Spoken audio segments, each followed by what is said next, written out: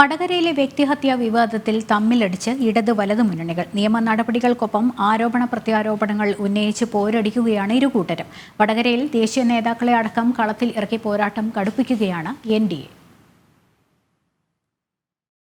പ്രവചനങ്ങൾക്കപ്പുറത്തേക്കുള്ള രാഷ്ട്രീയ മത്സരത്തിന് വേദിയാകുകയാണ് വടകര.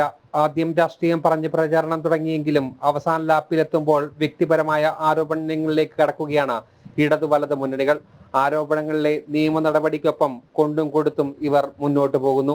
ഇതിൽ എൻ്റെ വടകര KL18 എന്ന ഒരു ഇൻസ്റ്റഗ്രാം പേജിൽ നിരന്തരമായി ഫേക്ക് വീഡിയോകൾ, വൃത്തികെട്ട പോസ്റ്ററുകൾ ഇതൊക്കെ വരികയാണ്.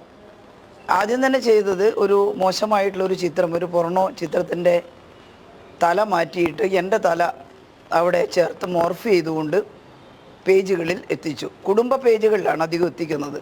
ആരോപണത്തിന് അതേ ഭാഷയിൽ തന്നെ UDFും മറുപടി നൽകുന്നു. ഞാൻ എന്നെ കേൾക്കുന്ന മുഴുവൻ ആളുകളോടും CPMന്റെ സഹപ്രവർത്തകർ ഉൾപ്പെടെ എന്നെ കേൾക്കുന്നുണ്ടെങ്കിൽ നിങ്ങളൊന്ന് പരിശോധിക്കണം. എവിടെയാണ് മോശപ്പെട്ട ഒരു വാക്ക് ഉപയോഗിക്കുന്നവനായി നിങ്ങളുടെ മുമ്പിൽ ഞാൻ അവതരിപ്പിച്ചിട്ടുള്ളത്? എവിടെയാണ് എന്റെ നവമാധ്യമങ്ങൾ ഇടപെടലുകളിൽ എവിടെയെങ്കിലും ഒരു വാക്കെങ്കിലും ഒരാളെ പറ്റി മോശമായി ഞാൻ പറഞ്ഞിട്ടുള്ളത്? എവിടെയാണ് വ്യക്തിഹത്യ നടത്തി ഒരു തെരഞ്ഞെടുപ്പിന് ഞാൻ ജയിച്ചിട്ടുള്ളത്?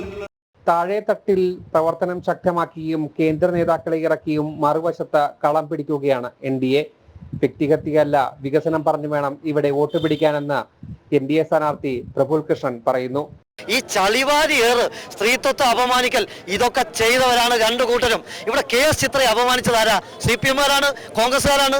ഈ അങ്ങോട്ടും ഇങ്ങോട്ടും അപമാനിക്കുന്ന കാര്യത്തിൽ ഈ പറയുന്ന കോൺഗ്രസ്സുകാരനും CPMകാരനും ഒരുപോലെ തന്നെയാണ്. കൊടുത്താൽ കൊല്ലത്തും കിട്ടും എന്നുള്ളത് രണ്ടു കൂട്ടരും മനസ്സിലാക്കുന്നതാണ്. നല്ലതാണ്. മൂന്ന് മുന്നണികൾക്കും അഭിമാന പോരാട്ടമാണ് വടകരയിലേത്. അതിനാൽ തന്നെ സർവശക്തിയും ഉപയോഗിച്ച് പ്രചരണം കൊഴുപ്പിക്കുകയാണ് മൂന്ന് മുന്നണികളും. ജനം, കോഴിക്കോട്.